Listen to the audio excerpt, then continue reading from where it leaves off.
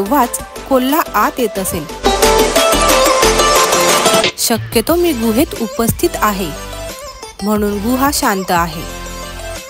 हातीची शिकार जाऊ नये म्हणून त्याने गर्जना केली.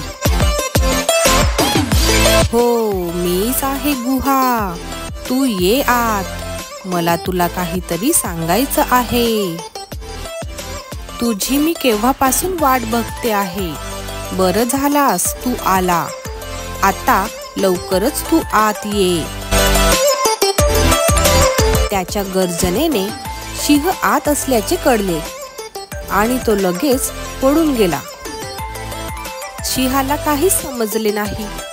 कोल्ह्याने त्याला वेडं बनवलं आणि कोल्हा पुन्हा त्या गुहेजवळ आलाच नाही. तात्पर्य: भविष्यवाणी समजून घेणे संकटापासून वाचवते.